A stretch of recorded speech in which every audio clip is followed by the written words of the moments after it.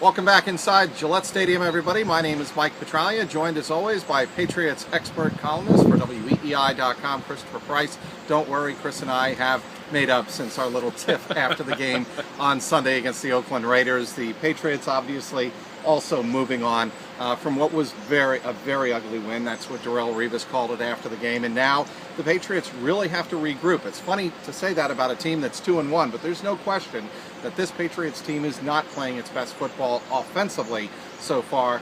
3 games, it's very early, but Tom Brady said on Wednesday here at Gillette Stadium, we have to be careful because some teams do flatten out, and that's as good as we're going to get, and that's as good as we're going to see early in the season. He doesn't want that to be the case with the offense and the offensive line here in New England. I think when you're talking about teams, particularly this Patriots team, history has shown that they expand, they grow over the course of a year. The team, and we've talked about this before, the team that you see at Labor Day is not the team you're going to see at Halloween, the team you're going to see at Thanksgiving and Christmas and so on.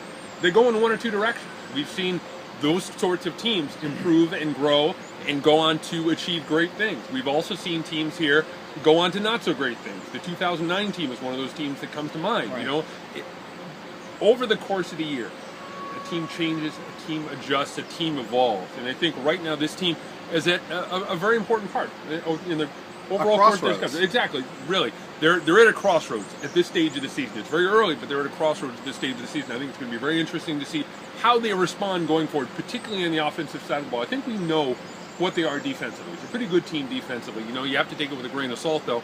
The last 2 games, the Vikings and the Raiders, but at the same time, they've done what they've needed to do defensively. The defense has helped them win those 2 games, and I think we know what they are on the defensive side of the ball pretty much. The questions right now, at least for me, are on offense. Well, and I thought you brought up an excellent point today earlier before the Belichick presser about something that stood out to you, and it stood out to a lot of fans who watched the Patriots over the course of the last several years. Last 10 minutes of the game, you're trying to kill the clock, you have the lead, you run the ball, what was it, 4 times in the last 10 minutes.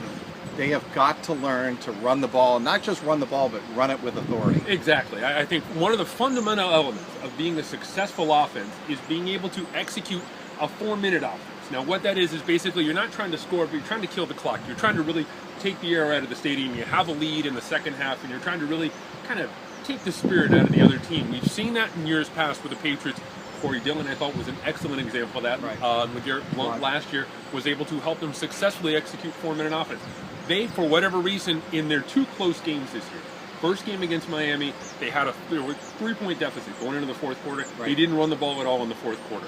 This past Sunday against the Raiders, they ran it 3 times in the last 10 minutes, 5 times in the last quarter alone. I think that's one of the things, when you're talking about the play calling, of what this Patriots team has done offensively, that's one of the things that you can question, whether or not they have the confidence, the faith, the attitude needed to be able to run the ball successfully at the most important time of the game.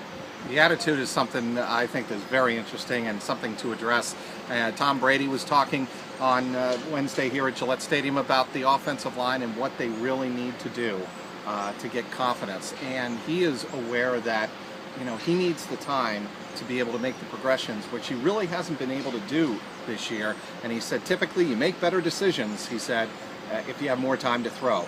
Is that throwing anybody on that offensive line under the bus or putting any pressure on them? I think it's put a little pressure on them, and I think they need to have a little bit of pressure put on them, quite frankly, because we tend to overlook how important a good offensive line is. And I think one of the things that, you know, over the years here, we've taken it for granted. You know, the offensive success that this team has had can be traced in a lot of ways back to the offensive line. There are ways that you can go about minimizing poor play up front.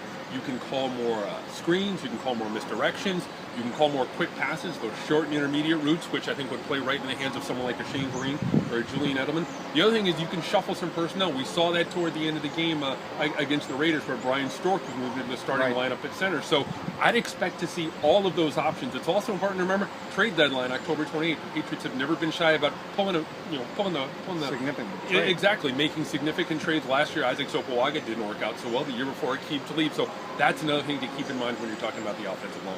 All right, you mentioned to me earlier that it's tough to get a feel for what this Kansas City game is going to be like. You'll be there in Kansas City at Arrowhead. You'll experience all the noise that Belichick was talking about that Arrowhead has to offer this Monday night. And you go into this game yourself as a writer that's covered this team for many years, having a real hard time for getting a feel of what to expect from this Patriots team. History tells us that these guys have shown an ability to bounce back in difficult situations. We saw them go into Minnesota just as the most recent example, and they were able to put together a pretty good performance on the defensive side of the ball, and that was enough to lift them up and lift them to a victory in that case. That being said, we don't know where this team is. Like we said before, it's kind of a crossroads moment for this team. I think a lot of it depends on the relative health of Jamal Charles. I think Charles is one of the best multi-dimensional offensive options that this league has seen over the last handful of years. Rushed for more than 1,200 yards. Last year had more than 600 yards receiving.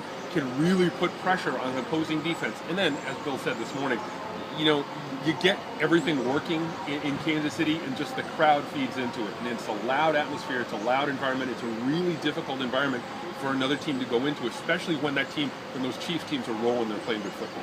I would expect, and the buzz here around Gillette Stadium is Brian Stork is going to get the start, very possibly on Monday night. That means Dan Connolly would move probably to right guard. That's what he's been doing. Dan Connolly is a huge factor to me in this game in terms of the communication on the interior part of the offensive line in a loud environment. I think too, and you raised a really good point today in the press conference with Bill, asking him about Connolly's leadership skills. Connolly was named a captain this year, and I think we talk about crossroads moments, you know, defining moments for this team.